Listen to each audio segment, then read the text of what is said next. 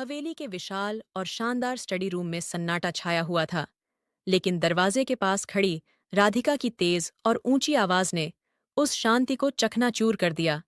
उसकी आंखों में गुस्से की चिंगारियां थीं और वह घमंड भरे लहजे में ठाकुर साहब से कह रही थी, पापा, मैंने कहा सभी नौकरों को बुलाइए। मेरी चेन इन्हीं में से किसी के पास होगी। ठाकुर साहब, जो अपनी बेटी की हर बात प्यार से सुनने के आदी थे, नर्म स्वर में बोले, मेरी लाडो, इस तरह किसी पर आरोप लगाना अच्छी बात नहीं। अगर खो गई है तो आराम से ढूंढ लेते हैं।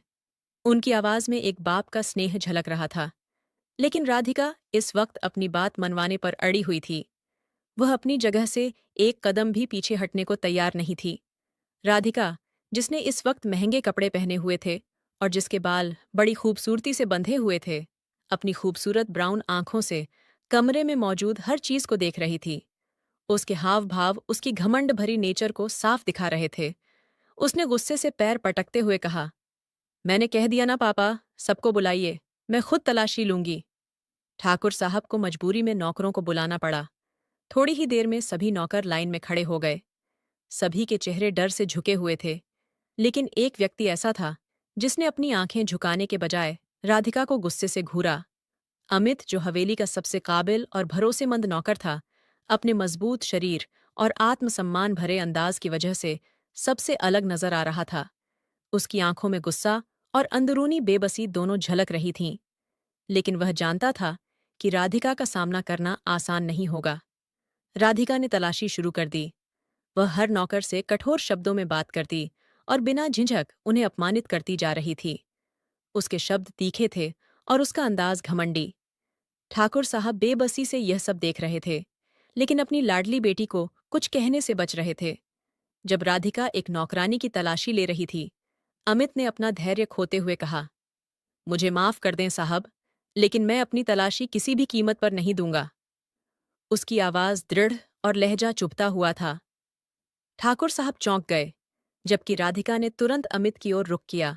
उसकी आंखें गुस्से से लाल हो गईं और उसने तंज भरी मुस्कान के साथ कहा, तुम मुझे बताओगे कि मुझे क्या करना चाहिए? अपनी औकात में रहो, दो कौड़ी के नौकर। अमित के चेहरे पर बर्दाश्त की लकीरें गहरी हो गईं, लेकिन वह चुप रहा। राधिका का रवैया और भी सख्त हो गया। वह अमित को एक पल के लिए भी अपने सामने डटा देखना नहीं चाहती थी। माहौल में तनाव बढ़ रहा था कि अचानक एक नौकरानी दौड़ती हुई आई और राधिका के सामने चेन रखती हुई बोली, मैडम जी, ये चेन वॉशरूम में मिली है। मैं सफाई कर रही थी तो ये नजर आई। तुरंत माहौल बदल गया। सभी नौकरों ने सुकून की सांस ली, जबकि राधिका ने गुस्से में चेन को हाथ में लेकर अमित की तरफ देखा। उसकी नजरें अब भी नाराजगी जता रही थीं, लेकिन अमित अपनी जगह मजबूती से खड़ा रहा। उसके चेहरे पर ऐसी कठोरता थी जो उसकी अना को साफ जाहिर कर रही थी। ठाकुर साहब ने तुरंत सभी को जाने का इशारा कर दिया। नौकर जल्दी से वहां से निकल गए, लेकिन अमित और राधिका की नजरें एक दूसरे से टकराती रहीं। राधिका के होठों पर नफरत भरी मुस्कान थी और अमित की आंखों में गुस्से की गहराई। राधिका आखिरी बार अमित को घूर कर वहां से चली गई, लेकिन उसके दिल में बस यही विचार गूंज रहा था कि अमित ने उसके आदेश की अवहेलना की है।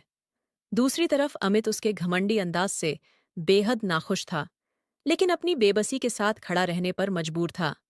सुबह का सूरज अपनी पूरी रोशनी के साथ चमक रहा था, लेकिन हवेली के बड़े से पोर्च में खड़ी राधिका के चेहरे पर गुस्से की परछाई साफ नजर आ रही थी। वह हमेशा अपने खास ड्राइवर शंकर के साथ ही यूनिवर्सिटी जाती थी, लेकिन आज उसने जिद ठान ली थी। अमित की पिछली रात की बातों ने उसके अहंकार को झकझोर दिया था और वह दृढ़ निश्चय कर चुकी थी कि इस नौकर को अपने सामने झुकाए बिना चैन से नहीं बैठेगी। अमित को बुलाओ, राधिका गुस्से में चिल्लाई। उसकी आवाज इतनी ऊंची थी कि पोर्च में खंभे भी कांप उठे। मुझे वही यूनिवर्सिटी लेकर जाएगा। पापा, उसे नखरे करने के पैसे नहीं मिलते। बुलाओ उसे फौरन। क्वार्टर के अंदर अमित अपनी जैकेट पहन रहा था। राधिका की गूंजती हुई आवाज उसके कानों में साफ सुनाई दे रही थी। उसने झुंझलाकर बाहर की ओर देखा और मन ही मन एक गहरी सांस छोड़ दी। कई बार उसका दिल करता था कि वह इस घमंडी लड़की के घमंड को चकनाचूर कर दे, लेकिन वह जानता था कि इस हवेली में उसकी हैसियत एक नौकर से ज्यादा कुछ नहीं। अपनी बेबसी पर काबू पाते हुए उसने अपने होठों पर चुप्पी का ताला लगा लिया और बाहर निकल आया।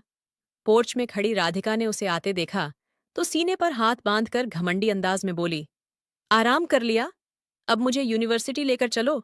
तुम जैसे नौकरों का दिमाग ठीक करना मुझे बहुत अच्छे से आता है। अमित ने उसकी बात सुनी, लेकिन जवाब देने की बजाय गहरी सांस लेते हुए अपने गुस्से पर काबू रखा और कार की ओर बढ़ गया। वह जानता था कि उसकी यह चुप्पी उसकी सबसे बड़ी ढाल है। स्टीयरिंग थामते ही उसने कार का दरवाजा बंद किया। राधिका की गुस्से से चीखती हुई आवाज उसके कानों में गूंजी, फौरन बाहर आओ और मेरे लिए कार का दरवाजा खोलो। किस बात के लिए हम तुम्हें पैसे देते हैं? अमित का दिल चाहा कि उसी वक्त वहां से चला जाए और अपनी नौकरी छोड़ दे, लेकिन वह जानता था कि जिस मकसद से वह यहाँ आया है वह पूरा किए बिना यह जगह छोड़ नहीं सकता। उसने चुपचाप दरवाजा खोला और एक ओर खड़ा हो गया। राधिका ने तिरस्कार भरी नजर उससे मिलाई और बिना कुछ कहे कार में बैठ गई। अमित ने अपनी सहनशक्ति की परीक्षा लेते हुए कार का दरवाजा बंद कर दिया और स्टीयरिंग थामकर शहर की ओर रवाना हो गया। कार में खामोशी का घना पर्दा था। अमित ठाकुर एक खूबसूरत पर्सनैलिटी का मालिक था। वह कहीं से भी नौकर नहीं लगता था। उसके हर अंदाज में एक रोब झलकता था, और यही रोब, यही अंदाज राधिका को गुस्सा दिलाता था।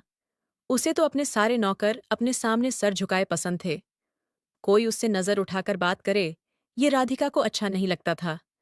वह इस मगरूर नौकर का घमंड तोड़ना चाहती थी।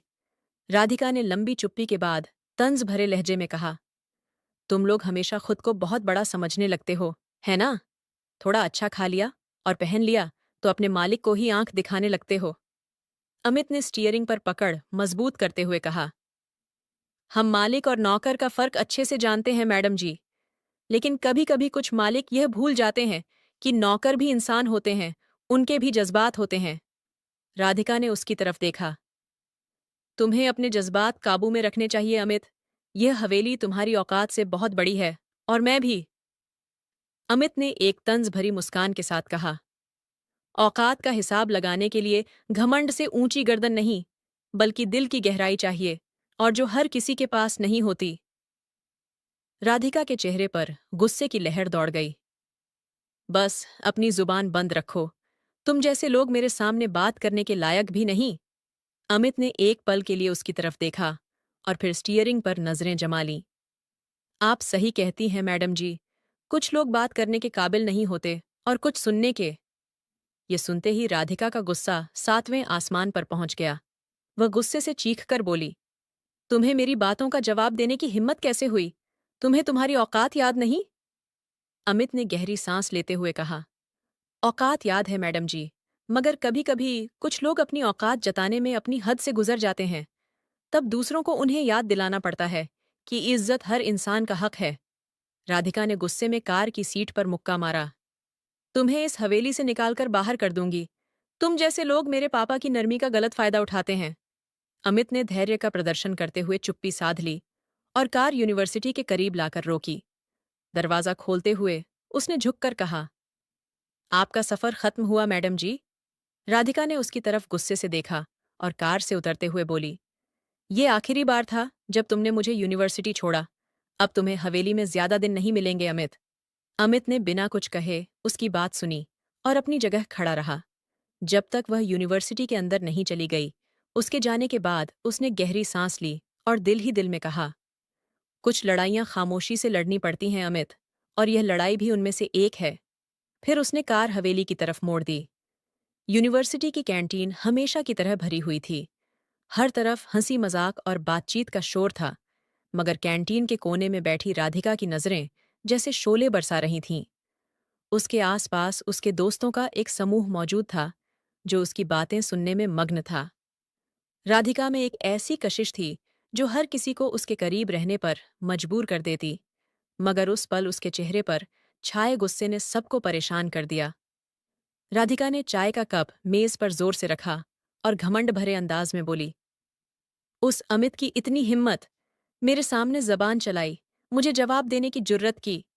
उसकी आवाज में गुस्से और हिकारत की तीव्रता साफ झलक रही थी। मैंने कभी सोचा भी नहीं था कि कोई नौकर मुझसे इस तरह बात करेगा। उसकी सबसे करीबी दोस्त श्रुति ने हल्की सी हंसी के साथ कहा, तो फिर क्या सोचा है राधिका? तुम्हारी चुप्पी बता रही है कि तुम कुछ बड़ा करने वाली हो। चुप्पी? मैं अमित की जिंदगी उसके लिए नर्क बना दूंगी। उसने सोच भी कैसे लिया कि वह मुझे जवाब देगा? उसके शब्दों में नफरत साफ दिखाई दे रही थी। तुम कहो तो हम भी उसे सबक सिखाने में तुम्हारी मदद करें। वैसे भी हवेली के नौकरों को उनकी औकात याद दिलाते रहना जरूरी होता है। राधिका ने तीखी मुस्कान के साथ कहा। औकात? मैं उसे ऐसी जगह पहुंचा दूंगी कि वह अपनी औकात का मतलब भी भूल जाएगा। उसे बदनाम करना होगा, इतना कि वह खुद अपनी नजरों में गिर जाए। श्रुति ने हैरानी से कहा। लेकिन कैसे? हवेली के नौकरों को इतनी आसानी से कुछ कहा नहीं जा सकता, खासकर अमित जैसा इंसान। वह तो काफी मजबूत और सीरियस लगता है। राधिका ने चाय की एक हल्की चुस्की ली और एक पल के लिए सोचते हुए गंभीर लहजे में बोली। वह खुद को बहुत कुछ समझता है, लेकिन मैं उसे सबके सामने बेनकाब करके रहूंगी। पहले उसके चरित्र पर सवाल उठाऊंगी, फिर उसके काम पर, और आखिर में मैं पापा को मजबूर कर दूंगी कि वह उसे हवेली से निकाल दें। प्राची ने उत्साहित होकर कहा। यह तो जबरदस्त प्लान है, लेकिन तुम्हें यह सब करने में जल्दबाजी नहीं करनी चाहिए। राधिका ने प्राची की बात को नजरअंदाज करते हुए कहा। जल्दबाजी नहीं, ये सब बहुत सोच समझ कर होगा, लेकिन नतीजा सिर्फ एक होगा। अमित की बर्बादी। जब तक वह हवेली से ना निकल जाए, मैं चैन से नहीं बैठूंगी। और हाँ, ये बात कभी मत भूलना कि मैं जो सोच लेती हूँ वह करके दिखाती हूँ। सभी दोस्तों ने उसकी बात पर हंसी से ठाका लगाया, लेकिन राधिका के चेहरे पर हंसी का कोई नामो निशान नहीं था। शाम के 5 बजे का समय था। हवेली की गलियारे में हल्की सी हलचल थी। राधिका थकी हुई यूनिवर्सिटी से वापस आई तो लाउंज में बैठे मेहमानों की कतार देखकर उसके माथे पर नाखुशी की लकीरें उभर आईं।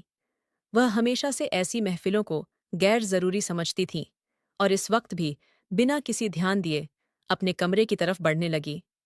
राधिका बेटा, जरा रुको। ठाकुर साहब की गहरी आवाज ने उसे रोक दिया। वह पलटी तो अपने पापा को मुस्कुराते हुए देखा। उनके चेहरे पर नरमी और खुशी का भाव था। राधिका के कदम रुक गए। वह धीरे धीरे चलते हुए अपने पापा के पास आई। ठाकुर साहब ने उसके माथे पर प्यार भरा किस किया और अपने पास खड़ा करके मेहमानों से परिचय कराते हुए बोले, ये है मेरी बेटी, मेरी शहजादी राधिका। फिर राधिका की तरफ देखकर बोले, बेटा, ये चौधरी रोहित जी हैं, दूसरे गांव से आए हैं। इनके पापा चौधरी मनोज मेरे बहुत करीबी दोस्त हैं, और यह इनकी बीवी पूजा जी, और ये तुम्हारे रिश्ते के लिए आए हैं। ये सुनकर राधिका के चेहरे पर एक पल के लिए हैरानी आई, लेकिन उसने जल्दी ही खुद पर काबू पा लिया। उसकी नजरें सामने बैठे आकाश पर टिक गईं, जो जीन्स टी शर्ट पहने हुए था। देखने में अच्छा खासा था, लेकिन उसका आम सा स्टाइल राधिका को प्रभावित न कर सका। राधिका ने खुद को संभालते हुए एक बनावटी मुस्कान सजाई और मेहमानों के करीब आकर औपचारिक अंदाज में हेलो किया। कुछ देर तक वह मेहमानों के साथ बैठकर बेमन से बातें करती रही, मगर जल्दी ही उसकी सहनशीलता जवाब दे गई।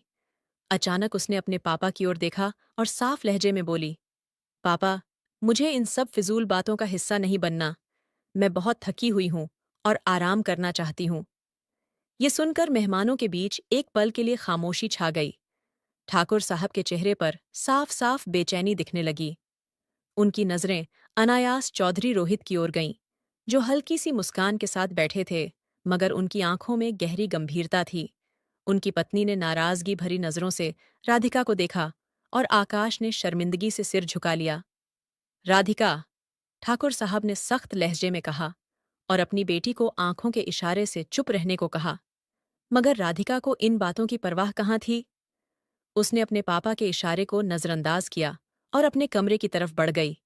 लॉबी में मौजूद सभी लोग उसकी बेपरवाही पर हैरान हुए। अमित, जो किचन की तरफ जा रहा था, उसने यह दृश्य देखा। उसके चेहरे पर एक हल्की सी मुस्कान आई।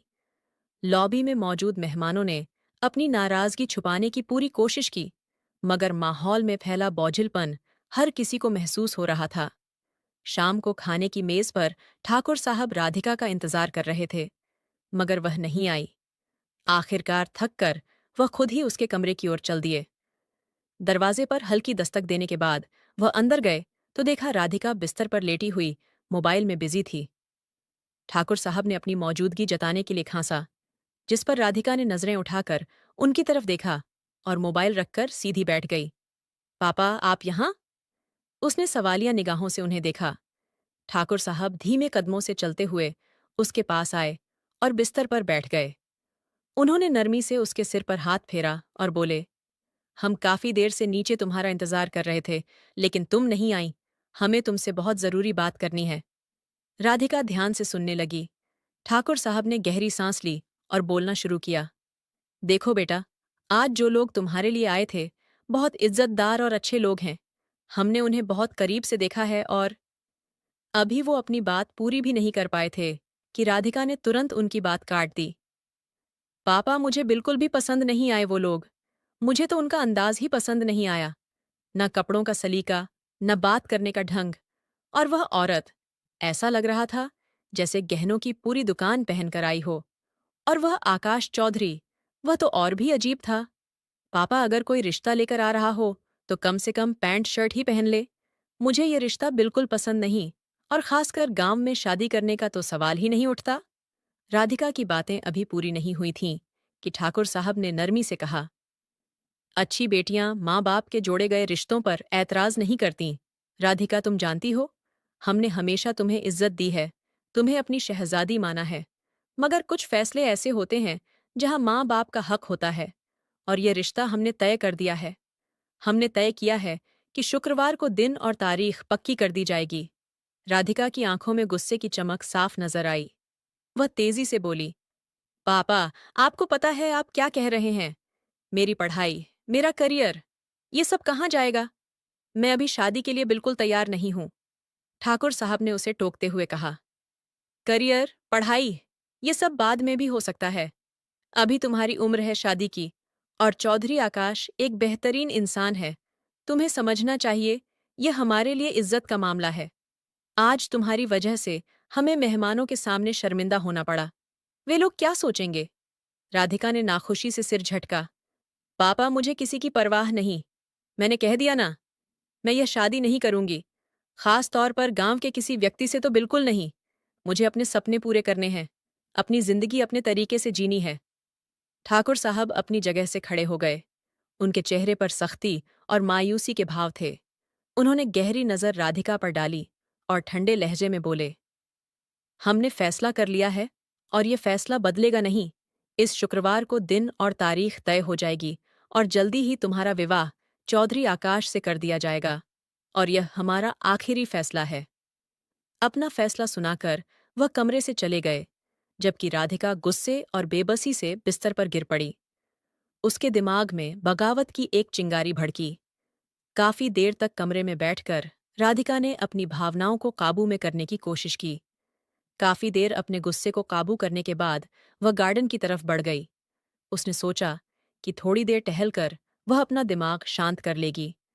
राधिका के कदम खुद ब खुद लॉन की ओर बढ़ रहे थे। उसके मन में अब भी कड़वाहट थी, लेकिन उसका इरादा कुछ और था। वह जानती थी कि यह एक मौका है जहां वह अपने गुस्से की आग को ठंडा कर सकती है। इसी दौरान उसकी नजर गेट की तरफ गई, जहां अमित एक गार्ड के साथ बैठा हुआ सिगरेट पी रहा था।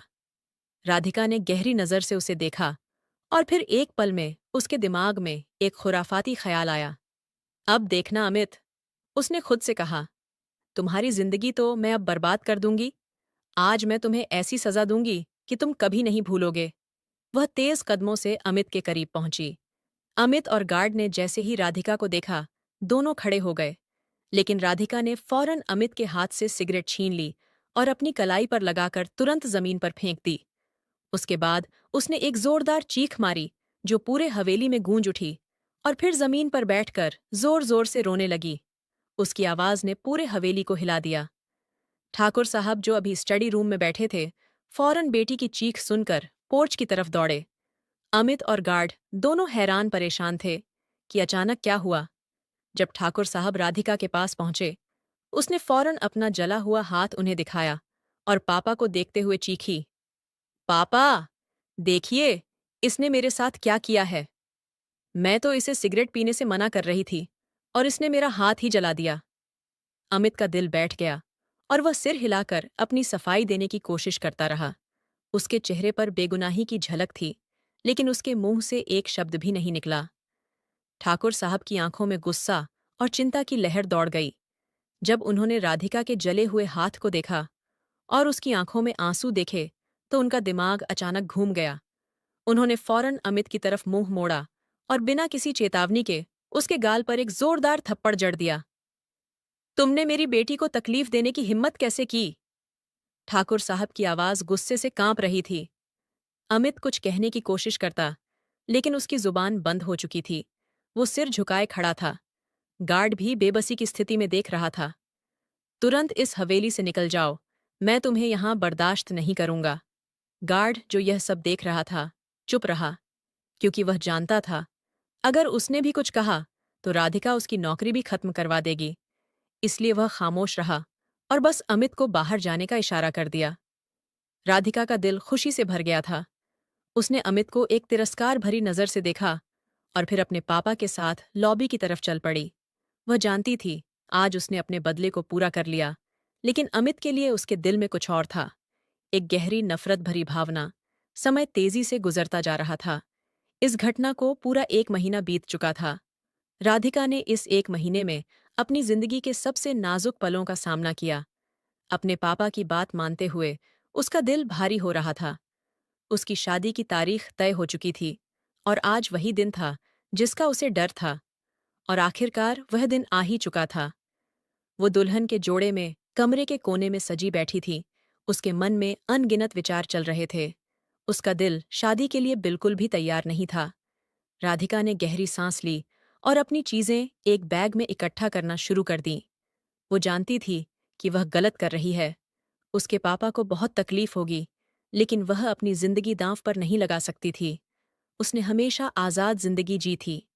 वह जानती थी अगर उसकी शादी इस चौधरी से हो गई तो वह सिर्फ एक पत्नी बनकर रह जाएगी जो अपने पति के आदेशों पर चलेगी। और वह ऐसा नहीं चाहती थी। वो एक ऐसी जिंदगी चाहती थी जो वह अपनी शर्तों पर जी सके। वो ऐसे इंसान से शादी करना चाहती थी जो उसे समझे, उससे प्यार करे और उसे अपनी मर्जी के मुताबिक जिंदगी जीने दे। उसने दिल में भगवान का नाम लिया और फौरन हवेली के पिछले दरवाजे की तरफ बढ़ गई। उसने पहले से ही गाड़ी मंगवा रखी थी। उसका दिल तेज तेज धड़क रहा था, लेकिन डर के बावजूद वह हवेली से बाहर निकल आई। उसने गाड़ी में बैठते ही ड्राइवर को शहर की तरफ चलने का हुक्म दिया। गाड़ी अभी शहर की सड़कों पर तेज रफ्तार से जा रही थी कि अचानक उसके सामने 3 गाड़ियां आकर रुकीं। राधिका ने घबराकर गाड़ियों को देखा। उसकी आंखों में डर की लहर दौड़ गई। तभी पहली गाड़ी का दरवाजा खुला और एक शख्स बाहर निकला। वह कोई और नहीं बल्कि अमित था, जो काले पैंट और कोट में था और उसके हाथ में एक पिस्टल भी थी। राधिका को उसकी शक्ल देखकर एक गहरा झटका लगा। वो उसके सामने खड़ा था और शांत अंदाज में बोला, बेबी डॉल, गेम ओवर। उसकी आवाज में एक स्पष्ट आत्मविश्वास था, जैसे वह पहले ही इस स्थिति का पूरा जायजा ले चुका हो। राधिका के अंदर डर की लहर दौड़ी।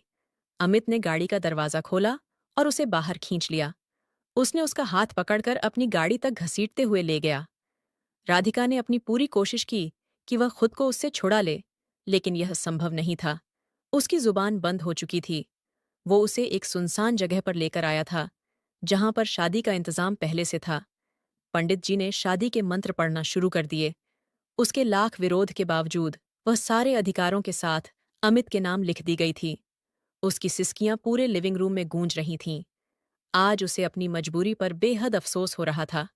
वह कुछ नहीं कर पाई थी और उसकी जिंदगी उस इंसान के नाम हो गई जो उससे सख्त नफरत करता था।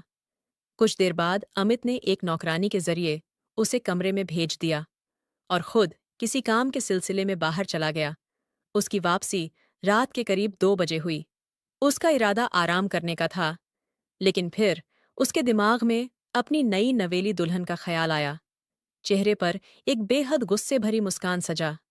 वो कमरे की ओर बढ़ा, लेकिन जैसे ही अमित कमरे के अंदर दाखिल हुआ, एक उड़ता हुआ गुलदान हवा में उठा और सीधा अमित की तरफ फेंका गया।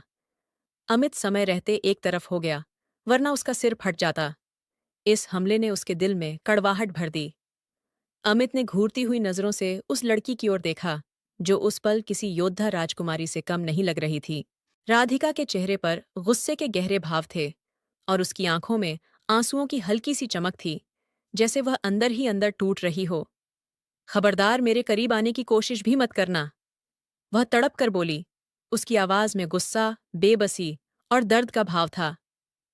मैं तुम्हारा खून पी जाऊंगी अमित। तुमने जो मेरे साथ किया है, उसकी सजा तुम्हें जरूर मिलेगी। मैं तुम्हें कभी माफ नहीं करूंगी। अमित एक पल के लिए खामोश खड़ा रहा। वह जानता था कि उसने जो कुछ किया वो गलत था, लेकिन वो अमित ठाकुर था। उसकी दुनिया में माफी या पछतावे की कोई जगह नहीं थी।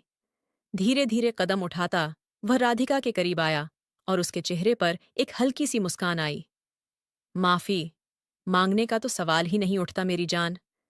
उसकी आवाज में एक अजीब सी सख्ती और नरमी का मेल था, जैसे वो उसकी हर बात को बेकार समझ रहा हो। राधिका के शब्द जहर से भरे हुए थे। तुमने मेरे साथ जो किया वह सब माफ करने के लायक नहीं है। तुमने मेरी इज्जत को रौंदा, मेरे अस्तित्व को कुचल दिया।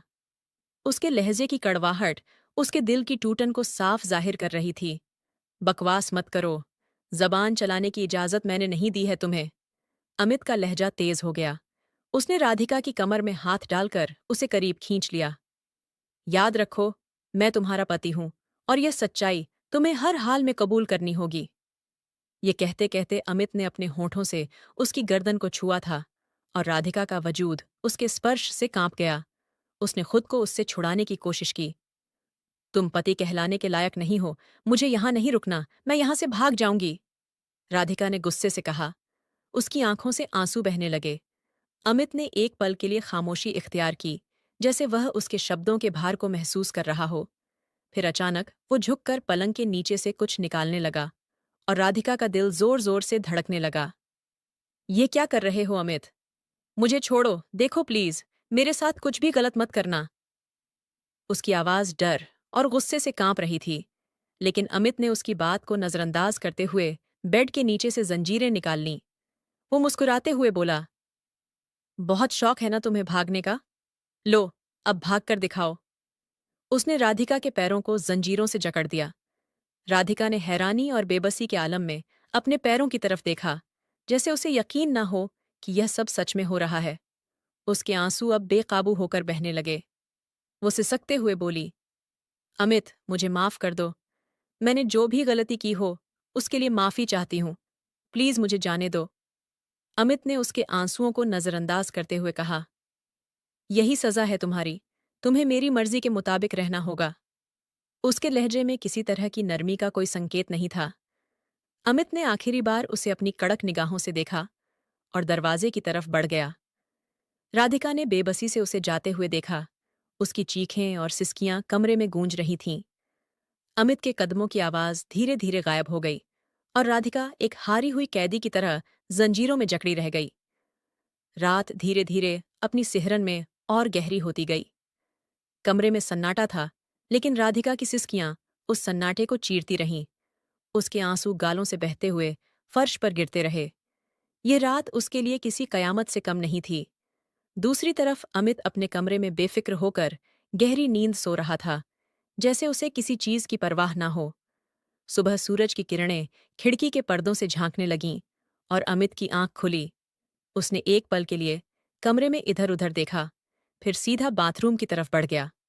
कपड़े बदले, नहाया और आईने के सामने खड़े होकर अपने बालों को संभालने लगा। अपनी तैयारी पूरी करने के बाद वह सीधा राधिका के कमरे की तरफ चल पड़ा। अमित कमरे में दाखिल हुआ तो उसकी नजर राधिका पर पड़ी, जो नींद में बेसुध थी। वह जमीन पर बैठी थी। उसका सिर बिस्तर के किनारे पर टिका हुआ था।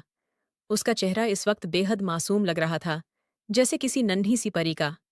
अमित एक पल के लिए ठिठक सा गया। उसकी नजरों ने राधिका के चेहरे के हर पहलू को टटोला। उसके गालों पर आंसुओं के निशान थे, जिन्हें देखकर अमित के दिल में शर्मिंदगी का भाव आया। लेकिन अगले ही पल अमित ने अपनी नजरों में सख्ती लाई और धीरे धीरे कदम उठाते हुए उसके करीब आया। वो झुककर उसकी तरफ देखने लगा। अचानक उसने सख्त आवाज में कहा, उठो राधिका, ये सोने का वक्त नहीं है। मुझे नाश्ता चाहिए और वह तुम मुझे बनाकर दोगी। राधिका हड़बड़ाकर जागी। उसकी आंखों में हैरानी और डर था।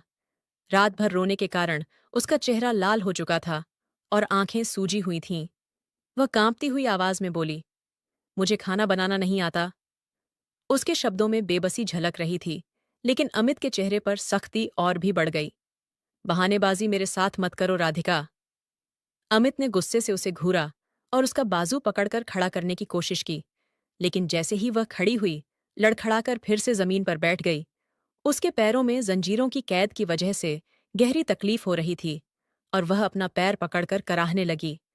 अमित के कदम वहीं रुक गए। उसकी कराहट ने एक पल के लिए उसके दिल को नरम कर दिया। वह नीचे जमीन पर बैठ गया और गौर से राधिका के पैरों को देखने लगा, जो जंजीरों की रगड़ से लाल हो चुके थे। उसके चेहरे पर एक पल के लिए नरमी के भाव आए, लेकिन उसने तुरंत अपनी संजीदगी पर लौटते हुए कहा, यह तकलीफ तुम्हें तुम्हारे अपने कर्मों की वजह से मिली है। फिर भी उसकी आवाज में पहले जैसी कठोरता नहीं थी। उसने अपनी जेब से एक मरहम निकाला और उसके पैरों पर लगाने लगा। राधिका ने अब इस बात से उसकी ओर देखा, जैसे वह यकीन नहीं कर पा रही हो कि अमित, जिसने रात भर उस पर कहर बरपाया, अब उसके जख्मों पर मरहम लगा रहा था। ये सब क्यों कर रहे हो? राधिका ने धीमे से पूछा। उसके लहजे में अविश्वास और तकलीफ का भाव था। अमित ने जंजीरों को खोलते हुए कहा, मैं तुम्हारे लिए नाश्ता बना देता हूं, लेकिन तुम्हें तुरंत नीचे आना होगा। मैं कोशिश करूंगी, राधिका ने धीरे से कहा। कोशिश नहीं, मुझे नतीजे चाहिए राधिका। अमित ने उसे सख्त नजरों से देखा और फिर धीरे से उठकर कमरे से बाहर चला गया। राधिका वहीं बैठी रही। उसके शब्द उसके कानों में गूंजते रहे। वह जानती थी अमित की शख्सियत में शक्ति थी, लेकिन आज के इस पल में उसने उस शक्ति के पीछे छिपी हुई हल्की सी नरमी को भी महसूस किया। अमित ने उसे गौर से देखा और अपनी कुर्सी को पीछे खींचकर सीधा बैठा। उसके होठों पर एक अजीब सी कठोरता थी। नाश्ते के बाद अपने पापा को फोन करोगी? अमित की आवाज ने कमरे की खामोशी को तोड़ दिया। राधिका के हाथ रुक गए। उसने सिर उठाकर अमित की तरफ देखा। अमित ने अपनी बात जारी रखते हुए कहा, उन्हें बताओगी कि तुमने मेरे साथ भागकर शादी कर ली है, और यह भी कि तुमने मुझे पसंद किया है, इसलिए मुझे अपनी नौकरी से निकाल दिया, क्योंकि तुम यह बर्दाश्त नहीं कर सकती थीं कि मैं किसी और के लिए काम करूं। राधिका का दिल धड़क उठा।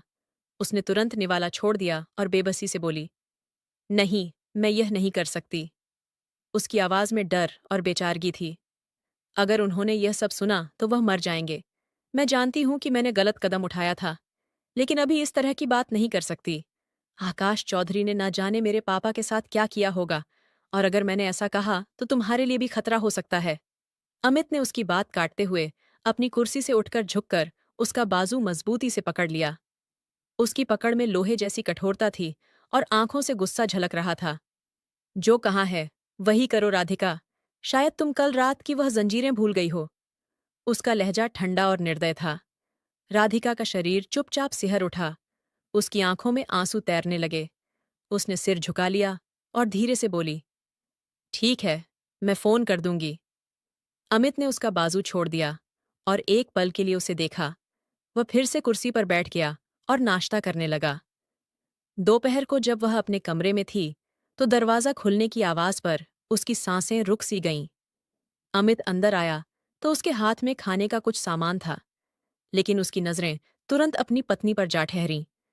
राधिका का बिखरा हुआ हाल देखकर अमित के माथे पर लकीरें उभर आईं। वो चुपचाप कदम बढ़ाता हुआ उसके पास पहुंचा और सोफे के पास बैठ गया। राधिका ने उसकी मौजूदगी महसूस करते ही डर से खुद को एक तरफ खींचा, जैसे उसकी नजदीकी ने उसे और कमजोर बना दिया हो। अमित ने गंभीरता से उसे देखा। उसकी आंखों में एक अजीब सी कठोरता के साथ साथ थोड़ी सी नरमी भी थी। ये क्या हालत बना रखी है? उसने धीमे लेकिन गंभीर स्वर में पूछा। राधिका ने कोई जवाब नहीं दिया, बस अपनी आंखों से बहते आंसू रोकने की नाकाम कोशिश करती रही। अमित ने धीरे से उसका बाजू पकड़ा और उसे अपनी तरफ खींचकर बैठने पर मजबूर किया। उसकी पकड़ में इस बार कठोरता की जगह एक अजीब सी नरमी थी, जैसे वो उसे संभालने की कोशिश कर रहा हो। क्यों रो रही हो? आखिर तुम्हारे अंदर इतना घमंड क्यों है? अमित ने उसकी आंखों में झांकते हुए पूछा। मैंने मारा तो नहीं तुम्हें, फिर ये आंसू क्यों? घमंड? राधिका ने हैरानी से उसकी तरफ देखा। क्या आपको लगता है कि मैं घमंड करती हूं? मैंने तो बस अपनी सोच के अनुसार उस वक्त काम किया था। अमित ने उसके आंसुओं की तरफ देखते हुए कहा। हाँ, और यही सोच तुम्हें यहां तक ले आई। तुम्हें लगता था कि दुनिया तुम्हारे काबू में है, लेकिन दुनिया को काबू में लाने का यह तरीका नहीं होता राधिका।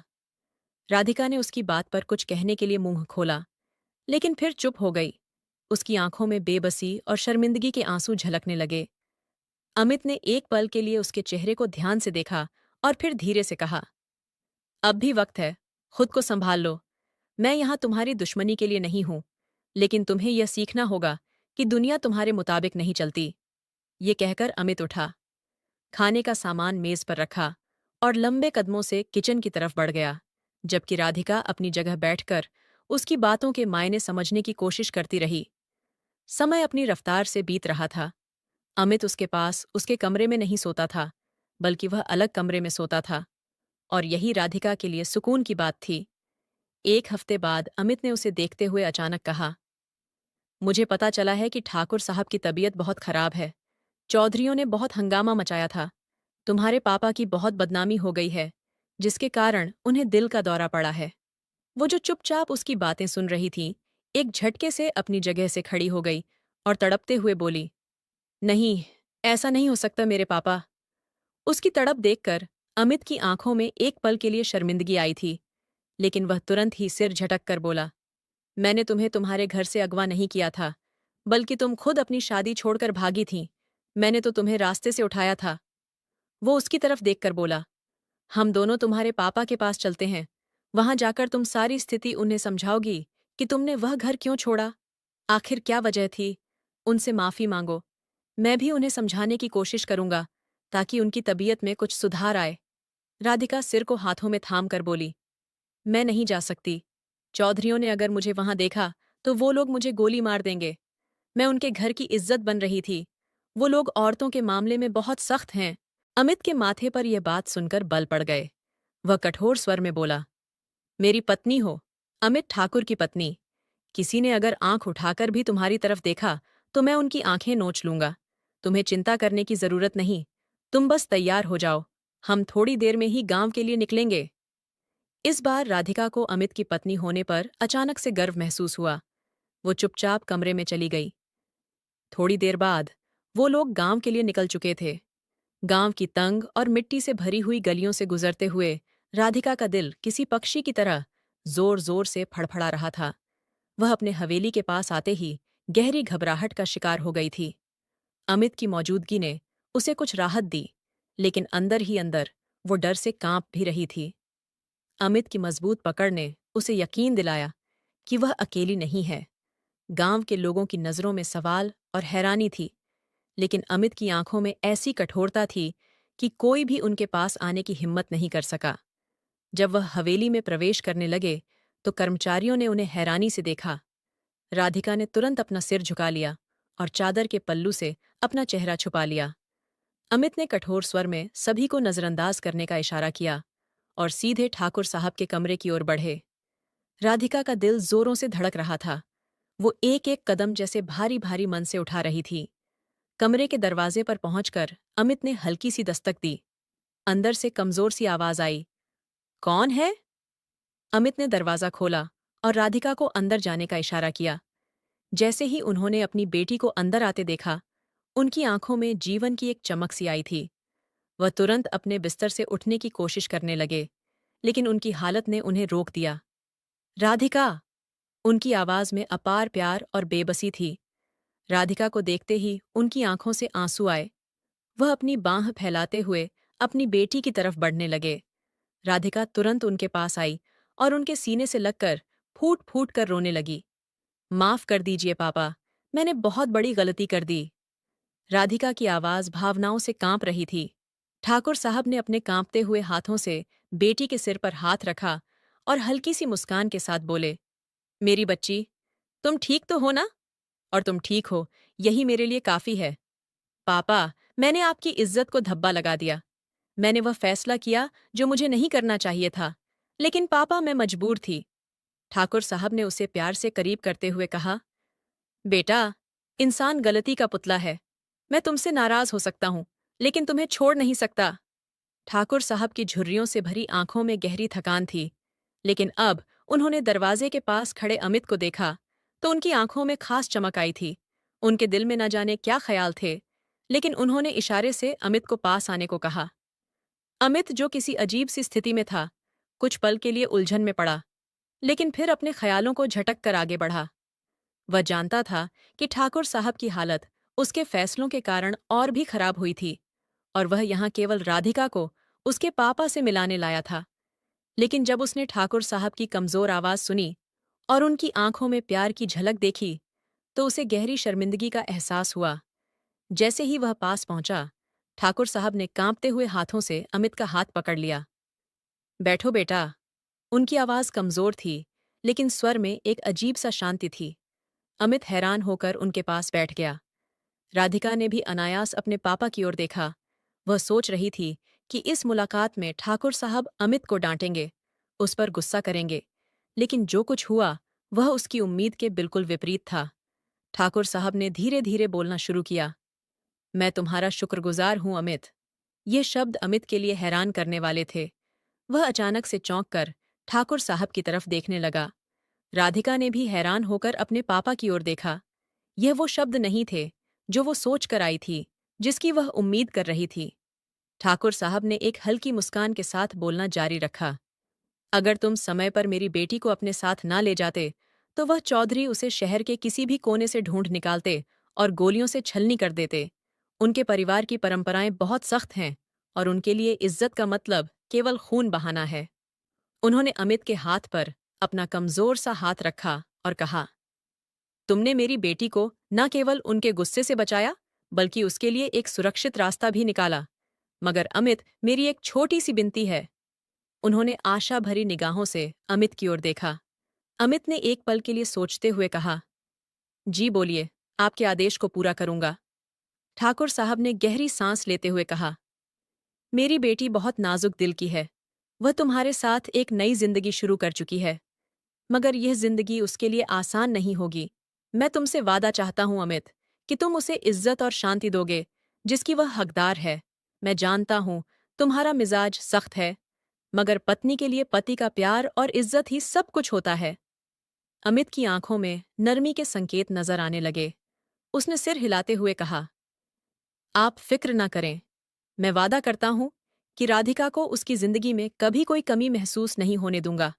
वह मेरी इज्जत है, और मैं उसे हमेशा अपनी पत्नी के तौर पर स्वीकार करूंगा। ठाकुर साहब के चेहरे पर एक शांति की लहर दौड़ गई। उन्होंने राधिका को अपने पास बुलाया और उसका हाथ अमित के हाथ में दे दिया।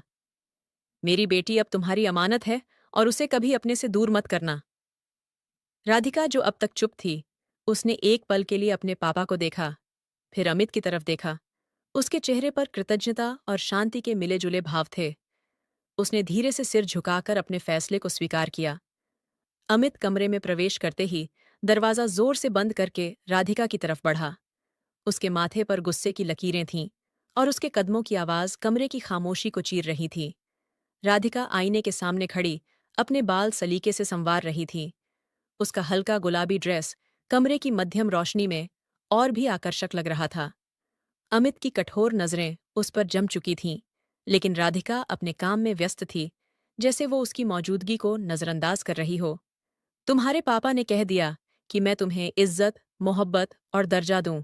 इसका मतलब यह नहीं कि मैं तुम्हें अपने सिर पर बिठा लूंगा। अमित ने कड़े स्वर में कहा। उसके शब्द कमरे में गूंजने लगे। तुम समझती हो कि... वह अपनी बात पूरी करता, इससे पहले ही राधिका ने आईने के सामने से हटकर पलटते हुए उसकी तरफ देखा। अमित की जुबान जैसे एकदम रुक सी गई, और उसकी नजरें राधिका की खूबसूरती में कहीं भटक गईं। गुलाबी मैक्सी में उसका दूधिया रंग मोतियों की तरह दमक रहा था। बड़े गले की मैक्सी से उसकी खूबसूरती अमित को बहका रही थी।